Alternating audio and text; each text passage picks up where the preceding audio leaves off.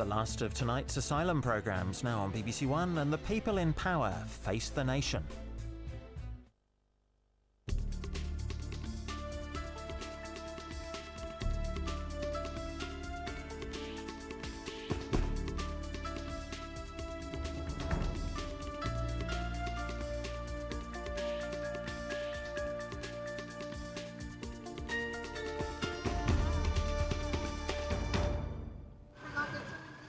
Welcome to the magnificent Port of Liverpool building at the city's pierhead, symbol of this city's history as a gateway to Britain. Well, the time has arrived for you to have your say on asylum in Face the Nation. Now, all day we've been hearing about the very emotive issues associated with asylum, about the stories that led some of the 110,000 people to claim asylum in the UK last year.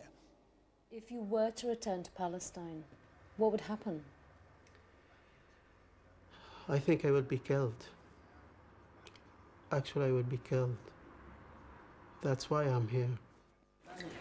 About what happens to these asylum seekers when they arrive at British airports and ports. Quite often when we open the lorry at Dover, people are happy to be found because they are where they want to be. They have attained their goal. About the day-to-day life of someone waiting for their application to be processed. What we're going to do now, we're going to speak to a judge on the telephone to explain to him that you have nowhere to stay tonight. And we'll ask him for an order requiring the Home Office to provide you with housing overnight as an emergency. And about those asylum seekers who get lost in the system, living instead in a criminal underworld. Mihaela meets 4 Romanians. She's told how to use her fake European ID card to steal from a bank. Well, to answer your questions, I'm joined by Immigration Minister Beverly Hughes, the Conservative Home Affairs spokesman Oliver Letwin from our London studio, and his Liberal Democrat counterpart Simon Hughes. Also here, many experts and people with direct experience of this controversial issue, and also our studio audience are poised with questions for our panel. And across the country, we've many more people waiting to join in with the discussion. And you too have the chance to make your feelings heard. Raghi Omar is with me to explain how. Raghi. That's right. Today already, Dermot, we've had 3,500 emails and text messages about asylum. And of course, we want you to keep those coming throughout tonight as much as you can. You can join the debate here in Liverpool simply by sending your comments and questions to asylum@bbc.co.uk, or you can text them to us at 80145. And please do include your name and hometown. And if you want to read some of these messages, just follow the instructions on the screen. Dermot. Thanks a lot, Raghi. So many questions and many of you waiting to ask them. So let's get straight on to Dover first. And Sheila Farrell is there. Now, Sheila, Dover is, of course, the main point of entry for many asylum seekers. Just tell us about the situation in your community. Well, what I'm worried about is the illegal asylum seekers. And there's an awful lot that get dropped off in Dover through vans and also lorries.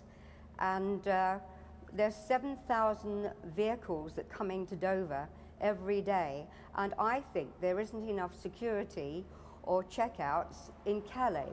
There's only one scanner, and we need many more to stop them from coming in illegally. That's my problem. Okay, Sheila, that's your point. Let's just bring in an asylum seeker here. Dr. Mohammed Nasser is in our Cardiff studio. Dr. Nasser, can you tell us first of all, that's Oliver Letwin, and there's Dr. Nasser. Dr. Nasser, can you tell us first of all, why did you come to the UK? You're from Afghanistan. Why didn't you go to any safe country? Why Britain? At first, I didn't know that I'm coming to Britain, but at the time when I left Afghanistan, it was Taliban on the power or control of Afghanistan. And that time I left Afghanistan because of fear of my life. And I paid the agent cash money, and after that I left Afghanistan and I arrived in Britain. And your application has been turned down, I believe, for a second time. Yeah, that was the mistakes of the Home Office, because I came to Britain in 18 September 2000, and they lost my application for asylum And after 2 years and 2 months, they called me for interview. That was because of help of Helen Michael, MP, Member of Parliament. Okay, so lots of questions building up for our panel. Let's start then with Beverly Hughes. And first of all, taking on Sheila Farrell's point there, too many illegals being dropped off, especially in the Dover region. What are you doing about it? Well, Mrs. Farrell's quite right about that. I mean, Dover, as much as anywhere in the country, did suffer a great deal from a large number of people coming in illegally. And that is why we took the action we did, closing Sangatte, bringing in border controls, the detection equipment that Mrs. Farrell referred to, as well as a whole raft of measures, the safe country list and so on, changes on benefit. And I think Mrs. Farrell and people in Dover certainly should see now that as a result of those measures, people coming in legally there has dropped actually to an insignificant figure compared with what pertained before. So we are having some impact. There's a considerable way to go, but we've had some considerable impact with those measures. Okay, Sheila Farrell, just come back on that. Are you happy with what you're hearing from Beverly Hughes? Well, with 7,000 lorries every day, it's quite a huge task, and I think we need more body scanners. But do you think that things have changed? Have you noticed any difference with what Beverly Hughes has just been telling us about the recent changes? Well, they have moved from Folkestone Road, which is a good sign, but I think they're having problems down at the East Cliff now. Okay, well, listen, I'm just trying to get some sense of why people, first of all, come to the UK. Afzal Khan from the Muslim Council, is Britain now seen abroad as a difficult place to get to? Is the word getting out that, you know, don't try your luck coming to Britain, try somewhere else? I assume that must be the case, but I think it's important to understand why. And in my opinion, that must be to do with, one, the type of society we have, which we cherish. And Britain is a society where there is a lot of tolerance. It's an open society, which many countries don't have that facility. Britain is also a country where it has historical connections. There was a time when British rule extended so far that the sun wouldn't set. So those historical connection, the language itself, is spoken widely throughout the country. Multicultural society we talk about, that's because of the Second World War, the many immigrant communities come along, so there's those connections as well. So I think these are the factors which are there in order to encourage people to come in. So a multicultural and a tolerant society. Paul Lowe, are you tolerant? Yes, I think so. Yeah, it's not the asylum seekers themselves that are the problem, not at all. It's the system that allows them in. If you can cope and suitably deal with 10,000 asylum seekers and deal with them properly and safely, absolutely fine. But when you get hundreds of thousands coming in, the government can't deal with them. So you're saying we're still a soft touch? Anybody. Yes, I think so. Nobody benefits from it. Pauline, what do you say to that? Well, if you're talking about upper limits, I think you cannot put a quota on human suffering.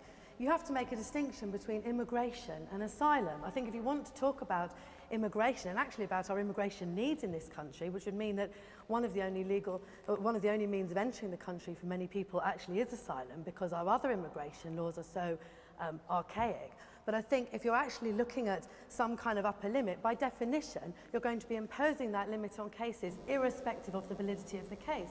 And the only compassionate thing is to judge each case on its own merits. And I can't really understand any other argument than that, because you cannot put a lid on that type of problem, on suffering. If you are going to try and do that, you need to look globally. You need to start way further back in a case than when someone's arrived in this country. And clearly the international situation will change. Raggy, what are people saying to you out there? The emails are still coming in very thick and fast, but one of the real lines to emerge from the majority, I'd say, of the emails we've received last night is pretty much what Paul Lowe was talking about earlier. It's not a question of compassion, it's more about the system. The UK, Janet Turner says, is like a lifeboat for asylum seekers, but the lifeboat is full. It sounds cruel and unchristian-like when millions live under repressive regimes, but we just can't take any more of them.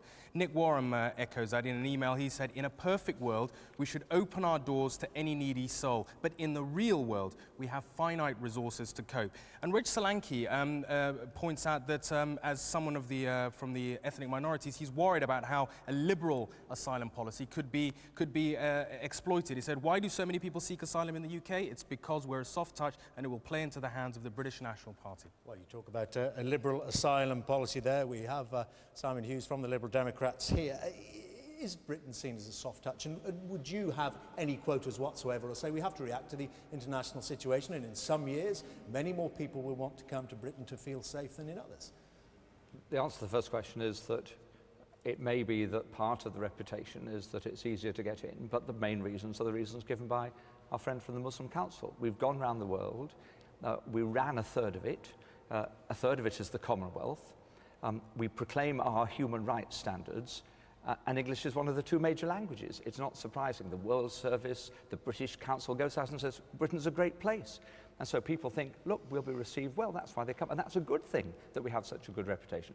Answer to the second question, I agree with Polly. You can't say that in a particular year there's an upper limit. If we had war in Bosnia, or civil war in Sri Lanka or Sierra Leone or somewhere else, people leave because they have to leave.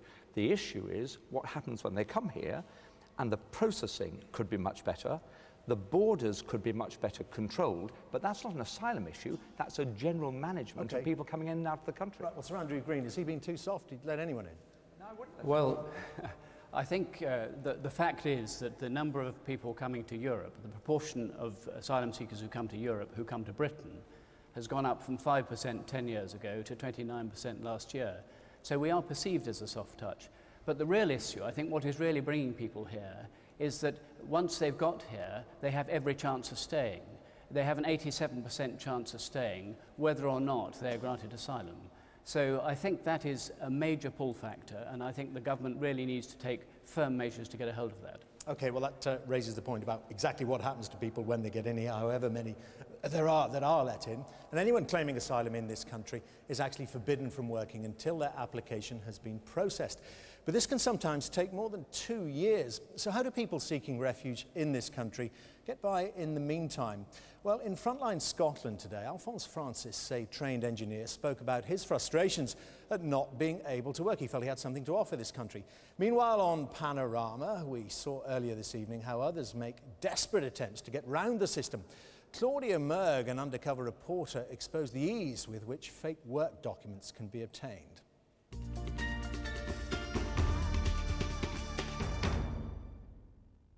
As a highly qualified engineer, Alphonse Francis could be earning as much as £50,000 a year.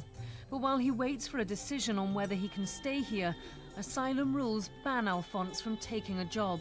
Now I want to work because I'm a professional engineer with much experience, and I want to serve these nations because Britain gave me a lot of protections, shelter, everything.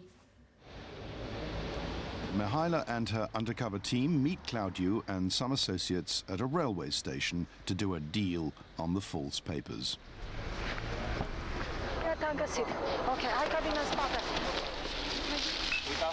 Sorry, I can't speak Romanian. Even better. Dodgy business we do here. Indeed it is. Mihaela gives them £150 for a woman's national insurance card that's been stolen.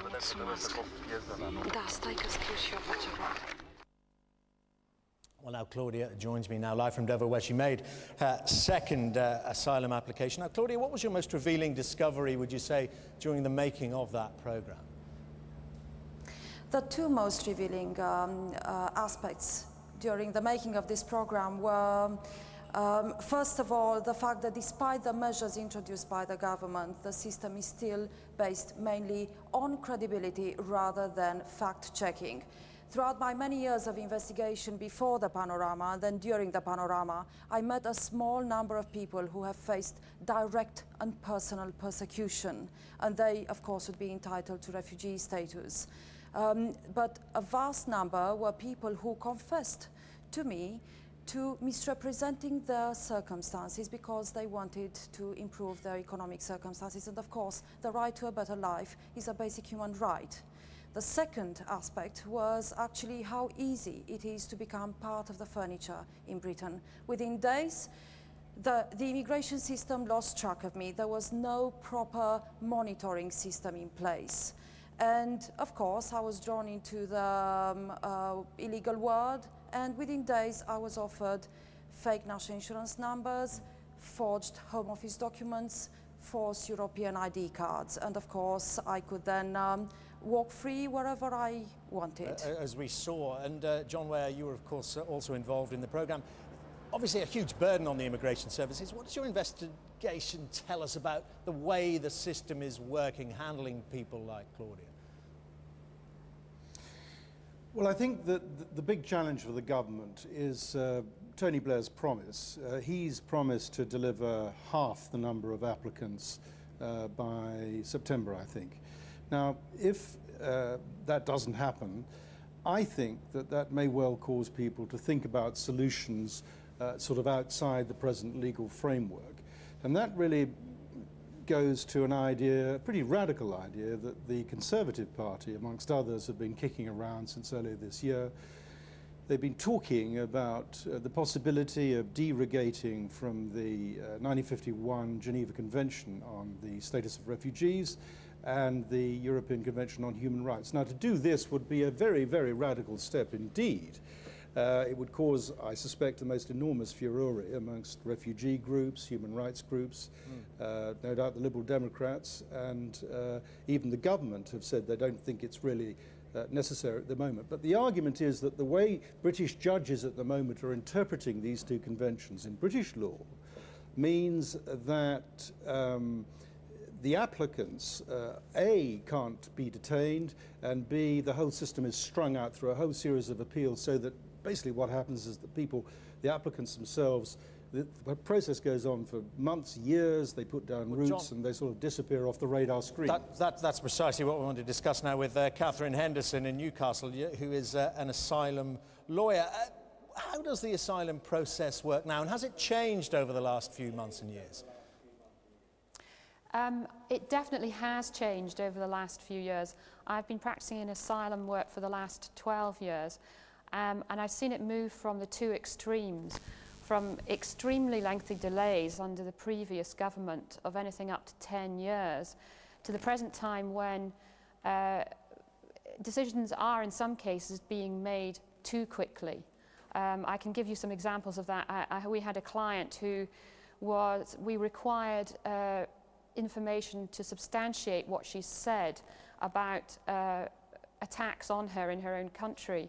Now, if we'd had a little more time than the 10 days that we'd been given to present the medical reports, it would have avoided the need for a refusal and a full appeal, which was what happened in this case. And in the end, her case was allowed by the adjudicator on the day of her hearing. Okay, well, too quickly in some cases. So we've gone from one extreme to another. Too quickly in some cases. Let's hear from Oliver Letwin now from the Tories. Government, in your book, must be doing quite well then if they're processing some cases in 10 days. Well, there's no doubt that the government has made very considerable efforts.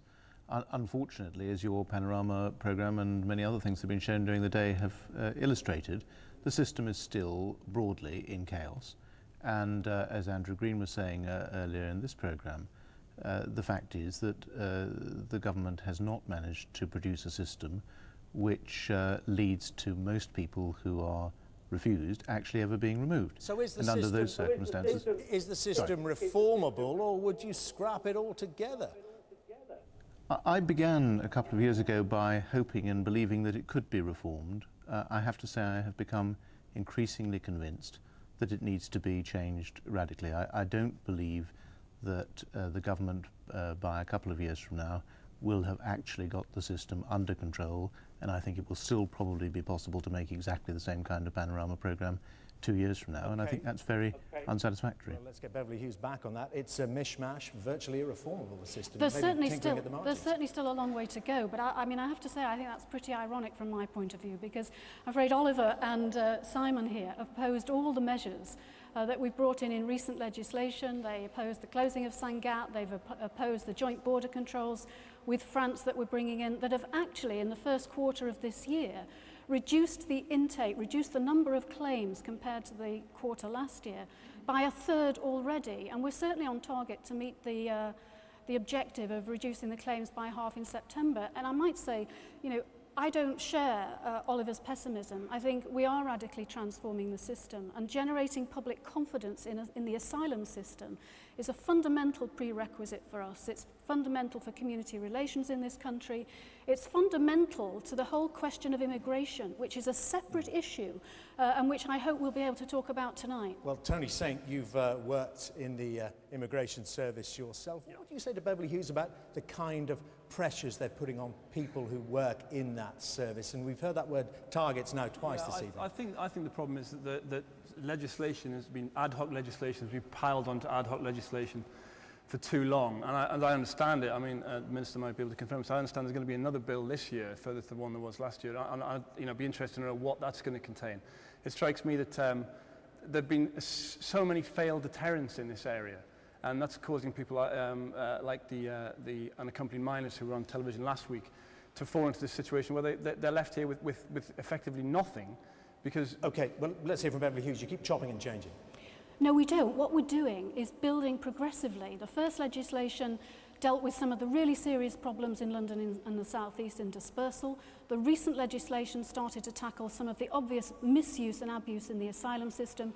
We are going to bring in more legislation, and that is to tackle some of the remaining problems that your programmes have identified, unscrupulous lawyers, burgeoning legal aid bills, and some of those measures to bear down on the system even further. It's building, not chopping and changing. OK, Raggy, what are our emailers and texters saying about this? Well, quite a few of them, Dermot, are making the points made by Oliver Letwin in London and by Andrew Green here, which is that it's just why are asylum seekers coming to Britain, passing through many other, open, free and democratic societies. Graham Phillips says, surely a person who passes through other safe countries in Western Europe before they arrive in the UK cannot be classed as a genuine asylum seeker. And this is a theme that's running strongly through our emails this evening. Roy Richards just says, basically, the system isn't working. Why does the process take so long? He points a finger accusing the lawyers, saying the lawyers who string the whole process out have a lot to answer for. And then finally, Margaret Finch says, I have 10 years experience as an asylum lawyer.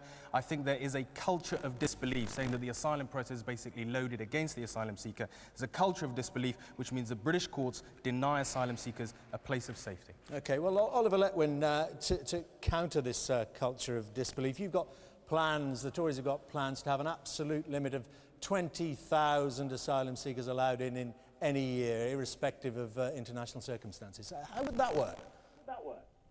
Well, our belief is that if we move to a system of offshore processing for claims, so that the incentive to use the asylum system as a means of getting around the ordinary immigration controls, if such a system of offshore processing could be established, then we would find that the number of people coming to this country and claiming asylum would drop very, very dramatically. And we would then, I believe, actually be underneath our international obligations. I think we do have an obligation to play a full role in an international effort, and that's why we're suggesting establishing a quota. We're suggesting that beyond those who would be processed offshore because they'd actually arrived here and claimed asylum, we'd go out and find people who are those who are most needy and most connected with this country. Sound quite similar to the plans that are coming out of the Home Office at the moment. We'll get on to those a bit later on. But let's now move to the fact that when asylum seekers arrive here in Britain, they're not always well received. Of course, there have been a number of cases of hostilities between them and local residents. Well, this morning, the Kilroy programme heard from people with some very strong views.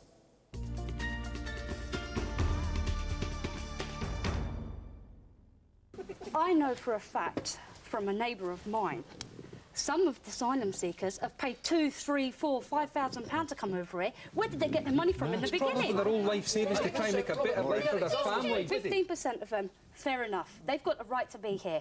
But the 80% or 90% of the majority who are bogus... How do you know they're bogus? Tess. OK, well, let's hear from Sue Baxter now in our studio from the Bicester Action Group, aren't you, Sue? Now, you are opposing the government's plans to build an asylum camp near you. What would you like to say to the Minister here?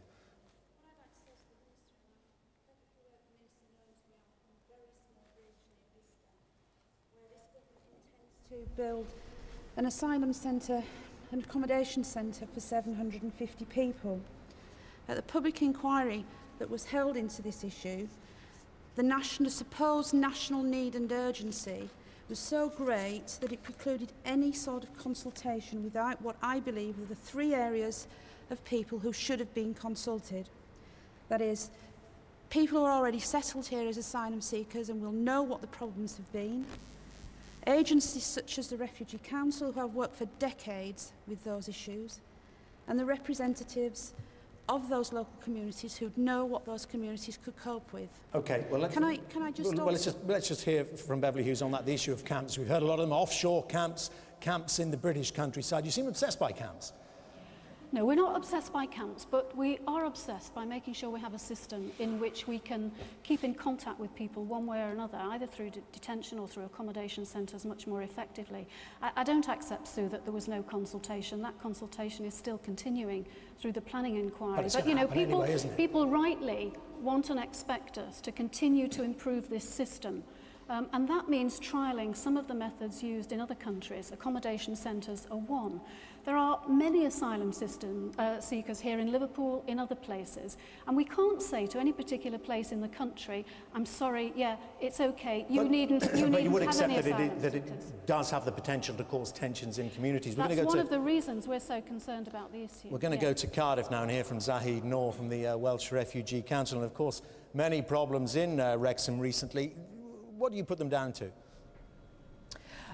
I mean, I would put the events in Wrexham down to a fundamental misunderstanding and a lack of knowledge amongst locals on the estate in Kaya Park. I mean, the local people that were, the refugees that were on the estate weren't asylum seekers, but the assumption amongst locals were that they were asylum seekers and that they were living the high life, that they had better houses, better preferential treatment, you know, they had mobile phones and flash cars. Many of the refugees there were working on the estate, so they, you know, did have perhaps more access to funds to be able to buy better cars and mobile phones than many of the local residents. Well, it's a commonly held view, and Joanna Lois, we just saw you, Joanna, in the Kilroy programme this morning. Do you think that asylum seekers are getting better treatment than the locals? Yeah, definitely.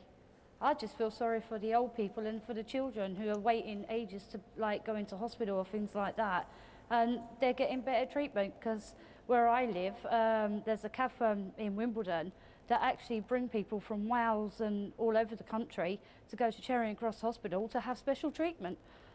Well, we didn't hear... And there's people... OK, well, in the clip from Kilroy, we didn't hear, you went on later in the programme to say that you're considering now voting for the British National Party, changing your vote from Labour. Is that the case? That is, yeah. I mean, providing there's no violence, which I know the BNP does do violence, but, I mean, you know, there's just too many asylum seekers here. OK, well, that's a question for all the politicians in our audience, but let's put that one to you, Peter Hitchens. It is a big political problem, isn't it? We see more the rise of extremism in British political society. Well, part of the reason for the rise of this very nasty extremism is the way in which the issue has been suppressed for a very long time by a smug liberal elite, which isn't personally affected by it and hasn't cared about it and has smeared those who did try to raise it repeatedly as racists. The real problem is that a society which is capable of being generous has to be a society which is united in some way around a series of ideas and beliefs and a culture. And if you have what we have now, and let's call it by its proper name, mass illegal immigration, that undermines that very culture which makes it possible for people to agree to pay taxes, to welcome genuine asylum seekers, and to abide by laws. The more you encourage, and I believe that the government over the past few years has effectively been encouraging by its laxness this level of mass illegal immigration, the more you undermine the kind of civil society which is capable of dealing with genuine refugees. OK, well, someone you might see as being part of that liberal elite. Simon Hughes, you're doing nothing to counter mass illegal immigration into this country. Well, firstly, some of us do live in the front line and know what we're talking about and haven't hidden the issue and are always willing to talk about it, as Peter well knows. And in communities like ours, we deal with this issue every day, and there are real social tensions and issues that need to be addressed, not least the provision of adequate housing for people, whether it's in Wrexham Estates or in South London or in Liverpool. But I'm not the government. Was I the government, and I would wish to be the government, the two things would be not to pass legislation every 2 minutes. It's not legislation we need, it's administration. It's administration of a process that deals quickly with the case, that accommodates somebody within a fortnight. I heard on your programme earlier, the Dutch do it in 5 days, allows an appeal, deals with the cases fairly, and it's administration at a European level. So instead of the peaks and troughs, which mean that suddenly lots of people come to Britain one year, but actually 10 years ago they were all going to Germany, you share the responsibility across Europe, because it's something that the asylum seeker, from their point of view, they want safety. So which country they go to doesn't matter as much to them as that they get to somewhere safe in the end. And a European solution is a much safer shared one than trying to close the doors, send somebody somewhere else, and then they may only come back to us later on. So Beverly Hughes, this is a problem for you all the mainstream parliamentary parties, isn't it? That's why we've been trying in government to deal with it. And I do reject what Peter's just said about not having a debate. I mean, David Blunkett's and Jack Straw before him have raised this issue and been criticised for many of the measures, which, as I said before, Simon and Oliver opposed us on, in making sure that we do toughen up the asylum system. I think, as I say, public confidence in that system is crucial. And that's why we brought in the measures that we've brought in. Well, Andrew Green, I saw you waving there. They're talking tough. Are they getting tough enough? Well, let me say first we have a large post bag, and one of the things that people say, a constant theme, is thank goodness someone is at last raising this matter in rational terms that we can associate ourselves with.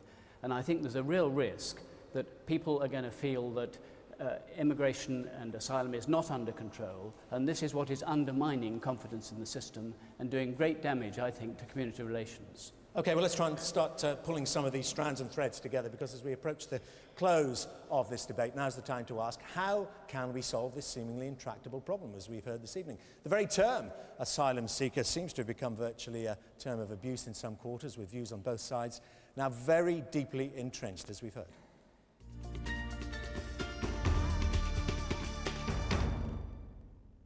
They do come over here and they expect to get everything handed to them on a plate, whereas we've got to work for it. If they're just going to come over and claim benefits, then no, they're not entitled to it. Scottish people are entitled to Scottish money. We are getting overrun by them. Looks like everyone is blaming their social problems, social welfare problems on asylum seekers. The next thing we shall be hearing is when you are stuck in a traffic jam for 2 hours, you'll come out and say maybe because they are asylum seekers. I had a life. I had everything. I was the responsible people in Afghanistan. No, I'm just living here as an immigrant, as a refugee. Today, I've got 2 national insurance numbers, and you know what the most amazing thing is? The most amazing thing is how casual it all is, how casual it is. Just come in, ask for things, and people deliver them. Well, Shabi Khorsandi, what do you think of that? How is the perception and the reality of asylum seekers different, do you think? Well, one thing I would say is that our media in this country at the moment has a lot to answer for, because some of the language used in tabloid press really dehumanises our fellow human beings. This is a very important point, and the United Nations High Commissioner actually made a point of saying that the British press has been behaving irresponsible is too weak a word, but I think some papers really should be held responsible for inciting racial violence. The term yellow-toothed chancer was used in a tabloid paper, so it's like really portraying them as non-human beings, not worthy of our affection or hospitality or concern. Okay, well, our representative of the Fourth Estate here is Peter Hitchens. Tabloid language is infecting this debate. I would say that if the newspapers of this country had not raised this issue, we would not be having the debate that we're having tonight. It's only because the newspapers have constantly pressed on an issue which the political class has sought to ignore that we're even having this debate. Nobody is perfect. There are people who have said things which I deplore as much as you do, though I will take no lessons from the United Nations, whose Human Rights Commission is chaired by Libya, on freedom of speech. Thank you very much. But I think that the point that we have to make is this. The press has pursued it because the government wouldn't. It is the job of the press to raise issues which governments won't touch, are embarrassed about, or are feeble, feeble and incompetent. Let's say from Margaret Lally from the Refugee Council. So the press are doing the government's job, is what Peter Hitchens says. No, they're not. I mean, the problem with a lot of the press is that they're putting over myths and things which aren't true, and I certainly agree we should have a proper debate about this, and that isn't racist. What can be racist is using inflammatory language and putting out misinformation. If we look at what's happened over the last century, throughout that century, there have been times when the press has talked about asylum seekers in very inflammatory language. We saw the same in the 1930s, and indeed before that, when Jewish people were coming over, clearly fleeing persecution.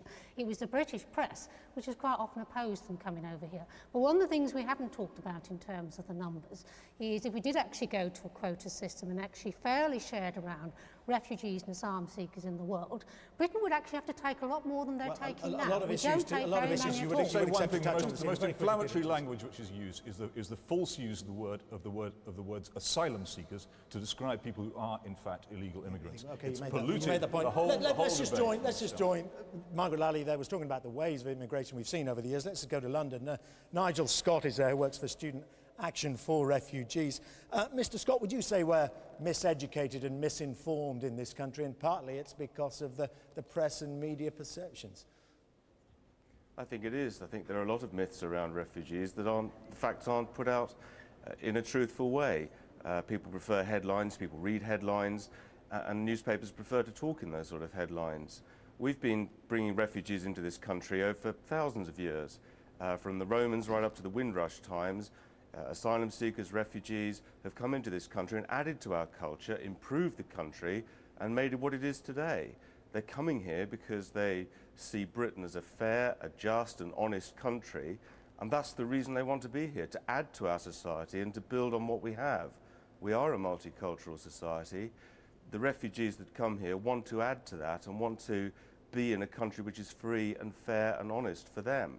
Okay, but let's just pursue this issue of language. Oliver Letwin in Westminster there, would you go along with Peter Hitchens and say that we really should be calling many of the people who are trying to get into our country and who are coming to our country illegal economic migrants? They're not asylum seekers. Well, the problem is that there are two quite different kinds of case that we're dealing with. One is groups of people who've been appallingly persecuted and who are refugees under the 51 Convention, and the other is groups of people who are perfectly reasonable people who want to better their economic lot and who've discovered, and I agree with whoever it was that said at the beginning of the programme, it isn't the people, it's the system that's at fault, have discovered that the system, after some years of Jack Straw having made it really very much worse, and a couple of years of David Blunkett and Beverly Hughes and others trying to make it better again, is still chaotic and can still be used as a way of getting into this country without going through the ordinary immigration. We're running out of time. Well, you're laying quite a lot there at Beverly Hughes' feet. Beverly Hughes, you're confusing asylum seekers with economic migrants. You don't know how to treat them because of that confusion. Quite the opposite. What we're actually trying to do, and I think we've quite touched on it in this programme, is separate those two things entirely, which is why we've taken some difficult decisions, not, for instance, allowing asylum seekers to work, because we know that the ability to work here is a big pull factor. But I think one of the things I'd like to say is that, you know, I do distinguish my views, and those of the government, from those, say, of Andrew Green and Peter Hitchen. We want to encourage migration into this country. Economically, we need it. Our communities, we need it. But the public have to have confidence in the asylum system. Just got to hear from Simon Hughes very, very briefly on that. We're straight out of time. Does it matter? Very quickly, 4 out of 10 people roughly who come have a good case. Many of the others are economic migrants doing what Britons have done all over the world, go to better themselves. I think we have to realise they're real people. Okay, well, thank you for being so brief. We're out of time. That's it from all of us here in Liverpool. Thank you to all my guests here and, of course, across the country, and to you, the viewers, for taking part in this BBC Asylum Day. The debate continues, of course. If you didn't manage to get your say on this programme or any of the others, it continues on BBC Radio 5 Live now with Phil Williams. If you want to talk more to him, you can call 0500 909 693. But from Raggy, me, and all of us here, it's a very good night. Good night.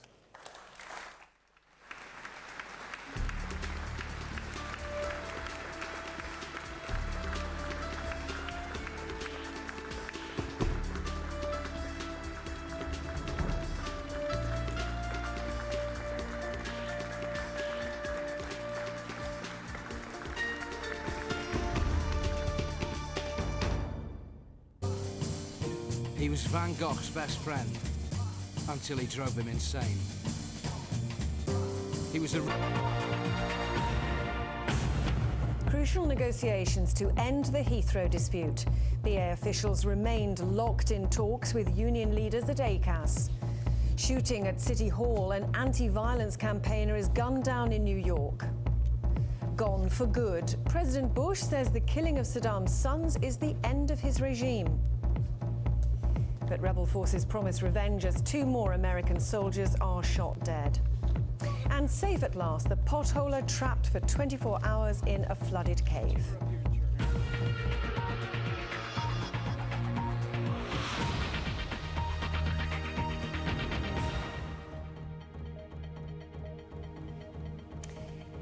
Welcome to BBC News 24. I'm Deborah Mackenzie. We'll start with some news just in. A teenager has been arrested in connection with the shooting of a policeman behind the counter of a Glasgow police station on Sunday night.